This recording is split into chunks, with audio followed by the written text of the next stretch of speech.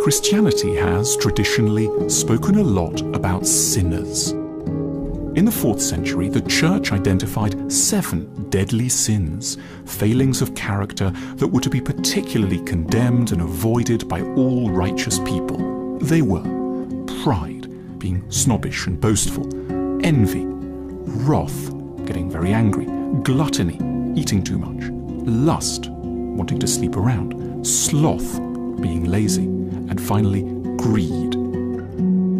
Christianity took these to be severe faults of the soul that marked out a person as a fitting target for scolding and punishment. God himself would, on the day of judgment, be remorseless with sinners and send them to spend millennia in the darker, more tortured bits of purgatory. We may not use precisely such traditional theological words today, and we may not imagine the creator of the universe as someone who organizes chastisement for people beyond the grave. But in the spirit in which we interpret failings of character and respond to people's less fortunate sides in the online and real worlds, we tend to retain a similarly damning and ungenerous set of attitudes. We may feel that through our harshness we're helping humanity to improve, but if this is really our goal, then it pays to move beyond mere condemnation in an attempt to understand what truly drives people in their more regrettable moments. We stand to stumble on a surprising truth. Behavior we call sinful is never simply that. It represents an unfortunate first response to difficulty and distress that could, if it were properly understood, guided and forgiven, be redirected towards nobler ends. We aren't evil so much as in a lot of pain in a series of areas. Let's consider each of the 7 sins in turn. Pride. It can appear as if we end up boasting and grandstanding because we're so pleased with ourselves. Far from it. Boasting is only ever a response to a feeling of invisibility. We badly need to thrust forward our own importance because behind the scenes our very right to exist seems so much in question. We see it as almost inevitable that others will think ill of us unless we urgently and dramatically assert our greatness. That's why, of all people, the proud don't need to be told they're terrible. This is precisely what they secretly think they are already. They need encouragement to feel a more genuine pride in their own merits, and then to be spared the manic impulse constantly to call them to the attention of others. Envy. Envy is a graceless way of confronting an idea that is, in other contexts, fundamental to decent ambition, as well as modesty of character. The notion that we are incomplete, imperfect, and in need of improvement. Envy grows from the legitimate insight that others have something to teach us, mixed together with a degree of inaccuracy and panic about what this might actually be. Envy should, in a perfect world, be our teacher. We should note when it strikes us, sift through its confused signals, and use them to work out our direction and purpose. The solution isn't to be made to feel guilty for our envious attacks. It's to be helped to understand what's truly missing from our lives. Wrath. The mean, angry things we say when we're upset are almost never truly meant. They are the result of panic and anxiety. We call someone a stupid fool because we are, at that moment, terrified. We shout because we feel we're fighting for our lives. Therefore, instead of being repeatedly told how appalling it is to be angry, we of course know this quite well already. What we need is someone to demonstrate a proper understanding of our underlying fears. "You must be scared" is the kindest, but also the most effective response to any angry outburst.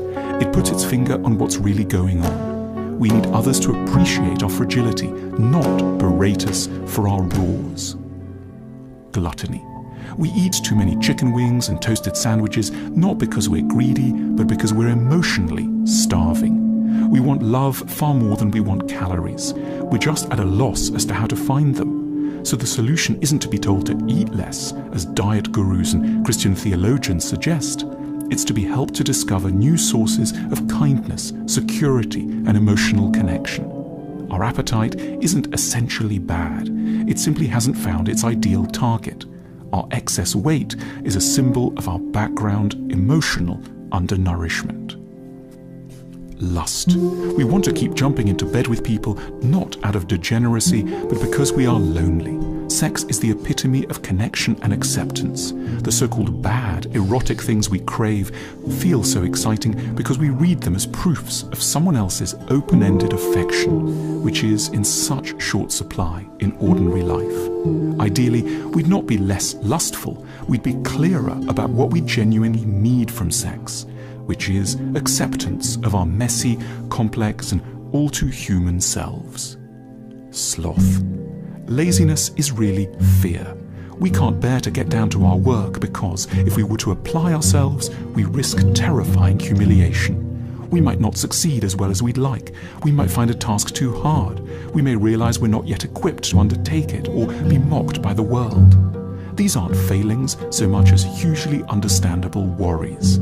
Behind our inaction is anticipated disaster, a catastrophizing mind. We will begin at last when the fear of doing nothing at all trumps the crippling fear of doing something badly. Greed, the powerful urge to take more than our fair share, is really a reaction to a feeling of deprivation. We felt so neglected and vulnerable, we require ever more. Our fear is so entrenched, we're trying to keep it at bay by grabbing as much as we can as quickly as possible. To others, we may look already advantaged and privileged, but inside, we just feel desperate.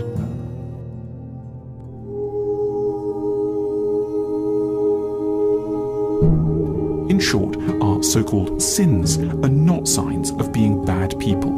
They are the shape our unmet needs take when we haven't found any better way of addressing them. We don't have to be berated or threatened with hell. We need an open affection that welcomes us as we are, a forgiveness that doesn't involve criticism, and a tenderness that delicately, without humiliation, locates our true vulnerabilities and encourages our own native appetite for reform. We love bringing you these films. If you want to help us to keep bringing you thoughtful content, please consider supporting us by visiting our shop at the link on your screen now.